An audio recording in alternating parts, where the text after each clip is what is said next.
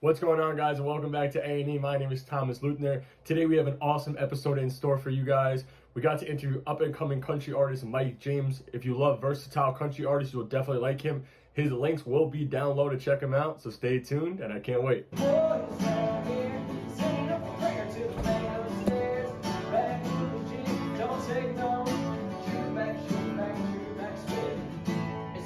next one's for you at already. You already know what's coming. This is my aunt right here. Right? I said a hip, hop, hip, hip, hop. You don't stop rocking with that thing. You see, I am Michael James, and I came to say hello to the black, to the white, to the red, to the brown, to the purple and yellow. Now let me say Thanks to a 2x3 fake ID, I'm living the life that I wanna be. On a summer night under a neon light, singing to the world's sweet child of mine. Joey got a number and I got two, talking to the girls from OSU. A golden ticket for living free, thanks to a fake ID. What's going on, guys? It is Tom Lutner back from A&E. I'm here with my co-host Bailey. And today we have Mike James for you guys. If you guys don't know, Mike James is an up-and-coming country artist. If you guys like country music, you can check his links down below. So Mike, if you want to say a quick what's up, throw your Instagram handle, Twitter, whatever you want to do. How we doing? You could find me on Instagram at Michael James Dupkin, or any streaming platform. Just search up Michael James and you'll find it. And then TikTok at official Michael James. Those are the social medias and streaming platforms I'm on, pretty much most active. And then are you on Apple Music and Spotify? Everything. Wherever you listen to music, I'm there. All right, so I'll drop the links right below if you guys want to listen. Yes, sir. So I'm going to start off with a quick question. So I did go see you live, which is awesome because you're in your hometown of New York City and you're out in Long Island at Dairy Queen. It was awesome to see you live. You know, it's something that not a lot of people get to go to Dairy Queen and see somebody perform music. It was awesome. Got some ice cream, got to listen to some music. So Yes, my first question is, when you did some of your unreleased songs, you did say that you didn't like some of the songs that you made, or like, you know, you just started writing music and it's not the best song you created. So in your mind, like, what makes you think that something is a good song? So I know that you said the first song you ever wrote, you didn't think it was a great song, a good song. And my girlfriend and I, we were there. We thought it was amazing. You know, as soon as it was over the concert, I texted you. I said, is there any way I could listen to it again? So I thought it was amazing. So in your mind, what makes you think that something's not that good? That's a great question. So it's like, I guess it's personal preference. Everyone has their own opinions, and it really has to like it, because I know the song you're talking about, and that song does, like, I wake up the next day and if I'm like still singing it or it's stuck in my head, like I feel like it's a good song. But what I've been writing recently is just like the lyrics just kind of trump that song. Like I wrote that song when I was so young, and a good song now, I don't know, my preference is so high. Like I hold myself to such a high standard. So lyrically, melodically, everything's got to be just on point. Do you think that in the future, the near future, you're ever going to take a chance with releasing a song like that and see how it plays out to your fans?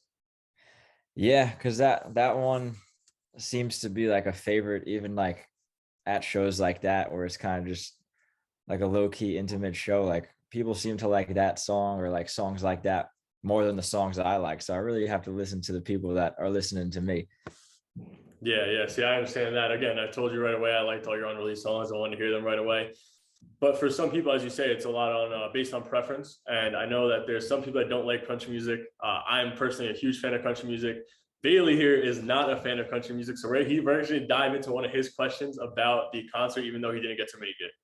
Yeah. So personally, no disrespect. Obviously, I respect everything that you do. Country music just personally isn't for me. But Tom said at your show you did perform songs like "Lose Yourself" and "Rapper's Delight" over like country instrumentals. So I was wondering, like, you clearly have some kind of hip hop influence in there. So I was wondering, like, what made you choose something like country music over making more hip hop inspired stuff? Yeah. So I grew up on Long Island, and doing that, like growing up there, really, when I was young, there was no country music. No one was listening to country music. I grew up on like hip hop and rap, like Jay-Z, Eminem, YMCMB, like all those guys. And that was where my first like influence in music came from. And then slowly as I got older, my dad started getting into country music, and he took me to a concert. Just like my brother was supposed to go, but he didn't want to go with him, so he took me, and I went and I saw the concert, and I was like, geez, like that was the best show I've ever seen. And like from there on out, I was just straight country. It's just, I don't know. The world is in country music. It's so different. It's like a huge community. Everyone's so family friendly and everything. And that's how I fell in love with it and just wanted to start making music because like I felt at home in that genre. But Yeah, I still have the influence from every other genre that I listen to. That's why I played like those songs in that show. yeah, that's awesome. And I know you just said that you're from Long Island. We're from a different part of New York. We're from Queens. So I guess over here there's a lot more rap influence, especially where we grew up. Everyone wants to be a rapper, but so take us through. Like, I know that you're very big on hometown. Two of your unreleased songs were more about hometown, going back to it, and I know that has a huge impact and influence on you. So take me through what it's like being from Long Island. Like you said, coming up, listening to rap music, and what it's like now since you just moved to Nashville, recently coming home. What that's been like. Uh so growing up on Long Island, it was I couldn't have asked for anything better. I bet you guys feel the same way. Like I don't know. I grew up in such a great community. Everyone was so just awesome, and I would not trade it for the world. And coming down here, big culture shock. The Southern lifestyle is like so different, so slowed down. Everyone like people greet you. Like in New York, it's not like that. I was like, what's going on here? And yeah, so I don't. It's like completely different, and I have so much like respect and love for my hometown. So I just wanted to start writing songs about what I did growing up and like remembering those times I had being young and dumb with my friends. Because Yeah. really down here it's straight business. Like I don't have time to really hang out with anybody anymore, but I still got those memories with my friends. Yeah, so that's another thing. I actually went to Nashville for spring break. My friends and I, we had gone down. We were actually right on Music Row, staying right over there. So that's another thing I was going to ask you about. What is it like over there? Like, do you feel that you're more influenced to start making music at a higher rate than you were here, since it is very country based down there compared to up here in New York? Yeah, this place definitely holds me to a high standard. Back on Long Island, I really had no one besides my brother to make music with. So it was really just like kind of a hobby. And not until really like a little bit before I moved down here is when it turned into like an actual business and like doing it full time. Down here, it's like you got to be at it every day. You got to be working on your craft every day, or else you're gonna fall behind. Yeah, yeah. And quick question: have you been on Broadway? Like, do you do performances over there at restaurants and stuff? I know a lot of people do over there, so I gotta ask. Yeah, I personally do not do it over there. I have friends that perform over there, and like much respect to them. Like, it's not for me. It definitely takes like a certain person to perform over there. Yeah, I personally am just like trying to stay away from there and just like kind of work on my own thing, write more songs than perform right now, and like pick up shows here and there, just not on Broadway. okay. Yeah, see, that's interesting. Again, when I had gone, everywhere you go, you're walking by and somebody's, singing out the window, trying to get people into a restaurant. It's definitely a cool experience when you go there for like the first time, or even every Yeah, time you go there. It's sick to see like there's new performers every time you go, every floor, every bar. It's like it's crazy. There's no other city like it. yeah, yeah, that's so true. Again, every single restaurant you walk by, somebody's trying to get you to come in, have food, listen to them. So it's a good environment over there, though. Mhm. Like as you said, it's not a lot nicer than New York City is. You walk by somebody and most likely they're telling you to get out the way. Uh, I miss it though. yeah, yeah, Once, it's something. Once you get out, you want to come right back. yeah, my first time coming back to New York City, or not New York City, nah, New York. I came back for the weekend, played a show, and I was flying out like the following morning. And some guy came up to me, he's like, "Why are you so effing close to me?" Like in the airport. I was like, What are you talking about?" But that's when I knew I was home. And Yeah, yeah, I fell in love again. that's the exact moment you're like, oh yeah, yep, I'm back in Yeah, New we're just waiting in line, like 5 a.m. Tells me to go F myself. Another question I have. So I know that you were just going on tour. Obviously, the one in New York got canceled. Unfortunately, it's going to be back up in February. So, what are your plans when it comes for performances now? I know you just said that you're trying to make more music than perform, but what are your plans, moving forward for performances in general? Performances, I'm doing songwriter rounds here and there. I don't know if do you guys know what that is? It's like very different culture. So down here, like off of Broadway, kind of like in different restaurants and some restaurants and bars, they'll have songwriter rounds where it's like 3 or 4 people get up on stage every hour and just cycle through and like sing an acoustic song each. And they'll probably go through, sing like 3 or 4 songs. And then the next hour comes and like 3 other people get up there. So it's just playing unreleased songs like that to whoever wants to sit down and listen. So that's the plans for right now. And if any bigger shows pop up, I'll definitely be snagging those and taking them. Yeah, that's awesome. Again, I wanted to see you in New York. Obviously, COVID has a little bit of impact still in the world. Yeah. So I'm hoping that I can still make the show in February. Can't wait. Again, you were great live. I was talking to you as soon as the DQ little pop-up show was over. It was awesome. Yeah, I appreciate you coming out to that again. That was awesome. Yeah, again, it was worth the hour drive. Not everybody gets to go spend $3 on ice cream and listen to somebody sing. Somebody that they've been in contact with, especially that they wanted to go see. So it was awesome seeing you there. Again, that's something that not a lot of people get to see, especially coming back. You're from New York. I'm from New York, so it's awesome to meet those kinds of people that are from the same city as you. You grow up, you don't see a lot of people. That's another, you don't see a lot of people from New York succeed in country music.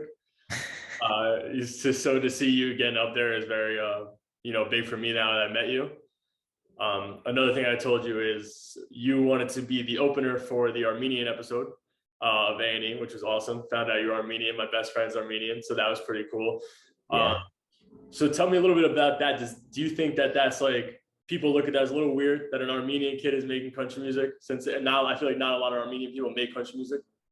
I really don't even know if anyone knows that I am, because I look so Polish, and like, because my mom's side is like Polish and German, so I got those looks, but my dad's side is just like Armenian, and everyone's like kind of this like darker skin, darker features and everything. So like my brother and my sister have the Armenian features, and me and my little brother got the Polish. So it's like I look Polish because I am, but like we'll rep and say we're Armenian. Okay. Yeah, again, my friend Nick doesn't look too much Armenian. He admitted it the other day. So, I don't even look that much Armenian. It was funny though. But if you have it in your blood, it's like, yeah, you're it. Yeah, listen, he's passionate about it. I mean, everybody's passionate about what they are. So that's why I wanted to ask the question to see how you felt about that. But going back to performances, I know Bailey had a quick question about, your performances in general. Yeah. So my question is, like, everyone has like a favorite performance moment or like their best moment. So if you could go ahead and tell us about that if you have one. My favorite performance moment was I came back. It was my first time coming back to New York since moving to Nashville back in May. And I was opening up for this band called Restless Road, if you guys know who they are. And it was at the Gramercy Theater, which is like 3 years prior, I was in there as a fan, just sitting front row watching some of the people that I liked. And to be back up on that stage, and like I came out, they introduced me, and I just heard like a roar from the crowd and like this big wave. It was like nothing I've ever experienced. I've never played in front of that many people, and the energy like from that cheer was just crazy. I'll never forget it. And the adrenaline spike was like insane. That moment right there, I would literally never forget that. Yeah, that's especially in like your home state. It's like so much different. Yeah, it's something. And I actually have a quick funny story. So the first time I'd ever seen you, and I heard I'll be at the beach, you posted a TikTok about it. It was over by the Jones Beach Theater. Okay. And I remember showing my girlfriend the song of the TikTok, and it was right around the summer, and I was like, oh, like this song is great. And I remember I commented telling you to release the song. And, I was asking my girlfriend, I was like, would you ever listen to this song? And this was months before you and I had ever like spoken. We never had a conversation. So once I heard you again on TikTok and I heard that song, I was like, there's no way. Like, I commented on this months ago to come find out that we would be, having this conversation now. It was very funny to me. That's hilarious. That's wild. I think I know the video you're talking about. Was it like just driving by and videotaping the theater? Yeah. With like the writing on it? That's crazy. There one day. Yeah, it was funny because I was thinking about it when I was driving home from seeing you live, and I was like, I didn't even think about it, like process it when I was there. I was like, the first time I'd ever listened to one of his songs was, I think it was right before you actually put out I'll Be at the Beach. So it's funny because I was telling my girlfriend, I was like, I love this song. Like it's another country song for the summer, and we were talking about it, and then I had seen you again months later, and I commented on something else, and now here we are sitting down having a conversation about your music. It's awesome. Full circle moments like that. Yeah, Freaking yeah, awesome. it's funny. That's crazy. Um, so take us through your process of, growing up in general. What was that main spark in becoming a country artist over something else, over pursuing a major in college, or, over going to find a career path in this or find a career path in that. So what was that spark, growing up? So growing up, I was pretty like, just like my parents kind of just let me take my ideas and like put them out into the world. So like middle school, me and my friend would go around and like we'd sell gum and like we'd collect bottles and just like put them in and get the extra 5 cents. And then we'd buy more gum and sell it in school. And then I eventually started a landscaping business with that same friend and my brother. And my mom was like, I don't know how you're going to do this, but if you could pull it off, do it. And we had like a little route going for a little bit. And then that turned into like starting a clothing brand in high school. And just, I've always like been able to put my ideas out into the world. No, my parents were like always so supportive. So that kind of helped at first when I was like, I'm going to try and be a musician now. But it really, the first spark was my brother was away at college and he started posting videos of him playing guitar and singing. And I was like, that looks kind of cool. Like I already saw that Kenny concert that I told you guys about prior. I was like, oh, he's doing that. Like, let me go buy a guitar and try that. So I bought a guitar and taught myself. And then that kind of just like snowballed into, I really want to do this full time because school to me was like the most boring thing. Yeah, I get that. Trust me, I get that. Yeah. So, yeah. So that happened. And I was going into like my 5th year of college on like my 3rd major because I was just not a great student and like flipping between majors. And I was eventually like, all right, like I'm leaving school. I'm going to Nashville and I'm never looking back. And I couldn't have been more grateful that I made that decision. Yeah. Again, you're doing great right now. What were the feelings in like, were there nerves? Were you skeptical about actually just packing up and going? It's weird. I knew it was like the right thing to do. I knew it was the choice I had to make. The initial decision of dropping out of college was the scariest thing, just because like whatever my parents would say, like I didn't know if they would be like, obviously parents want you to stay in school and go get a job, but like being like, yo, like I'm not gonna do this. I know you want me to be a teacher or whatever, but I'm not gonna do that, and I'm gonna go try and be a rock star is not something a parent wants to hear every day. So that was the scariest thing. And once I dropped out of school, it was like a weight was off my shoulder and it was like eyes on the prize. Let's go. Yeah, that's awesome. Again, college is one of the most stressful things. I just graduated, so I understand. Once I got out, it was like, ooh, Yeah, congratulations. That's awesome. Yeah, thank you. Yeah, now it's just finding a job, which is even more stress. So now that I'm trying to look for a job, I'd rather go right back to college. But so like you said, you like to do your own thing. Like currently we're doing this. This is something that I'm big into. I love editing, love digital production. Do you think that on your journey with music, you'd ever like go back and I guess you could say reincarnate one of your ideas? Like, would you ever bring back your own clothing brand, while you're making music and try to do those two things at once? I don't know if I'd bring back an old idea. Everyone asked if I'd bring back that clothing brand, so maybe I have to. But I don't know if I'd bring back an old idea, but I would definitely start businesses off of it because I do have like an entrepreneurial mindset. So I would like to start some side ventures off of this once it's the right time. But right now it's like focus on music, and once that's up and running, I'll be able to start maybe like open a restaurant or something, or even do whatever. You never know. Yeah, that'd be awesome. Yeah, again, down in Nashville, it's one of the best things to do is become a music artist and open one of your own restaurants. 100%. We'd end up at Aldean's every single night. Great place. If you're, I'm assuming you've been there. I was gonna say if you haven't been there, you definitely should go. No, 100%. Yeah, I've been there. Awesome there. But moving past the entrepreneurship, obviously you said you had your own mind. Is there anybody that inspired you specifically, whether it was somebody famous, somebody in your life currently? It could be more than one person, obviously, but what were the main inspirational people in your life? For music or business or just in general? In general, man. Inspirations. I sit down, I watch like a lot of motivational videos sometimes. So like Steve Harvey is a big one for me that just like kind of really just motivated me. I love watching his motivational videos that he posts on his YouTube channel. Okay. That was a big one. Gotta think. They're always changing. Like I don't have a specific motivational character in my life. Okay. But definitely, if I need a yes man, I'll go to my older brother, and he'll just be like, "Yeah, send it. Let's go." Just do it. Yeah, go for it. One thing I always ask everybody that I interview that, could have an impact on people's lives. If you had to give one piece of information or one piece of advice to the younger generation of kids that are trying to make it in the music industry, whether it be country, rap, rock, what would your piece of advice be towards them? Okay, this is mine.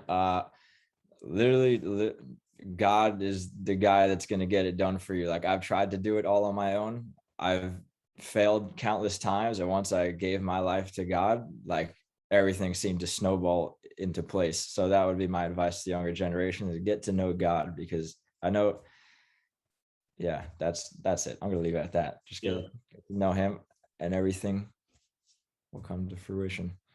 Yeah, that's awesome.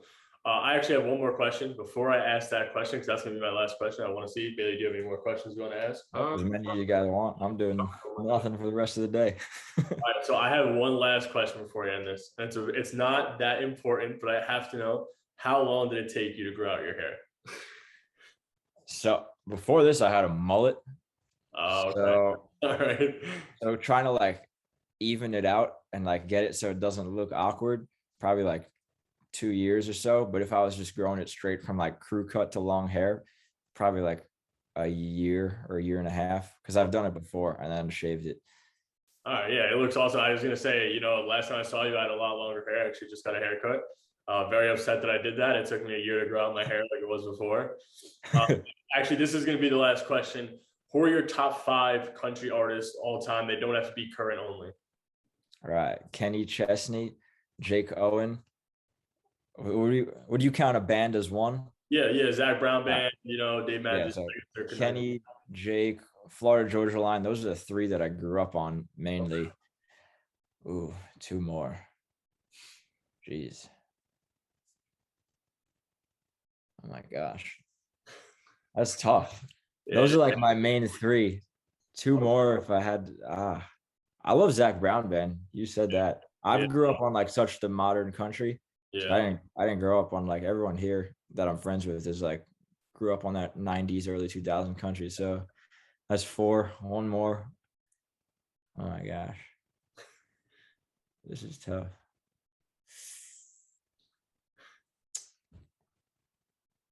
I don't even. You guys got to start naming some off, and then it'll click. I can tell you off the top of my mind. There's Darius Rucker in my mind. There's Thomas. Yeah, perfect. Darius. That's like, I always say to myself, if there was like a dream tour that I want to be on, it would be Kenny Chesney, Darius Rucker, then me. I'd love to just open for those guys. But like, Darius is one of the guys that I love. Yeah, it's amazing. Yeah, again, he's great. I've been to a lot of country concerts. One person I'm dying to see is Thomas Rhett. I want to see him so badly. I always wanted to. Great entertainer. Have you seen him live? He's the best entertainer. Yeah, see, I've seen Zach Brown 4 times, I think 5 times now. And every time at Citi Field, they're awesome, man. If you haven't gotten the chance to see them, I would definitely go see them. Yeah. They're awesome. I've seen Florida Georgia Line a bunch, so it was cool seeing them too. Actually, I heard that they might be breaking up. I don't know if that's true. I don't know if you heard that either. I think, they're both solo right now. Yeah, so I've heard. Yeah, I haven't listened to them in a while, though. I think the last time I saw them was 2019, maybe. But yeah, so that's all the questions I have for you. Do you have anything for us before we go? I just want to say thank you for having me on. It's great actually like befriending you guys instead of just like having a podcast and never talking again. It's fun to like stay connected and just so it's cool always talking to you guys through Instagram and all that. So thank you for having me on. Of course, man. I'm so glad that you actually got the chance to come and speak to us. And again, it was awesome seeing you. And I can't wait until February so I can see you again, man. And hopefully I'll come out with him to your show too. Yeah, 100%. Let's do it. Yeah, you got to get him into country music. Am I gonna be your introduction to country? That would be crazy. Over, man. Yeah, you got to win him over to country. In a few years, you're gonna be a country singer. Oh, I don't know about that. That might be a little bit too far. All right, man. Thank you so much, Mike. I'll Yeah. talk to you very soon, and I cannot wait to see you again, man. Yeah, 100%. Thank you guys for having me. Can't wait to see you guys. Awesome meeting you. Take care. Thanks to a 2x3 fake ID, I'm living the life that I wanna be. On a summer night under a neon light, singing to the world, sweet child of mine. Joey got a number and I got two, talking to the girls from OSU. A golden ticket for living free. Thanks to a fake ID.